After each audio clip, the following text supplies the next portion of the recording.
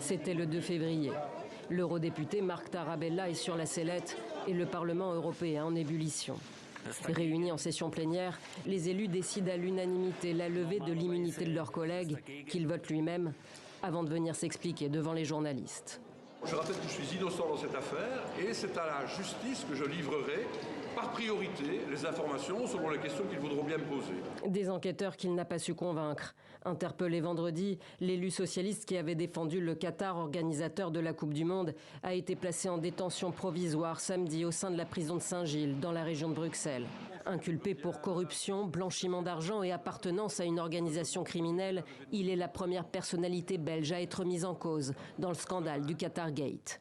Sa chute, c'est à lui qu'il la doit selon la presse belge. Pier Antonio Panzeri, ex-élu européen devenu dirigeant d'ONG, c'est le suspect clé du dossier et le repenti.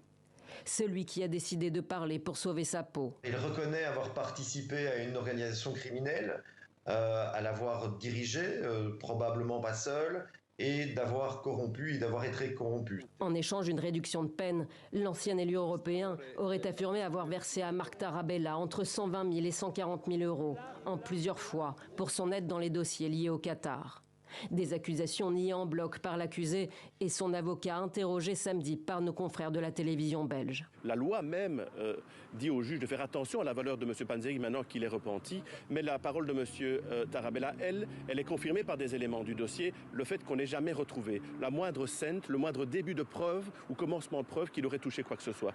Le 9 décembre dernier, jour de la révélation de l'affaire, les enquêteurs ont mis la main sur 1,5 million d'euros en liquide, découvert notamment chez Pier Antonio Panzeri et la vice-présidente du Parlement européen, Eva Kaili, incarcérée. Et un autre eurodéputé socialiste, Andrea Cozzolino, a été arrêté à Naples vendredi également. Placé en résidence surveillée, la justice italienne décidera mardi de son extradition ou non. Marc Tarabella sera de nouveau entendu jeudi. Il est la 5e personne et le 2e élu placé en détention dans le cadre du Qatar Gate.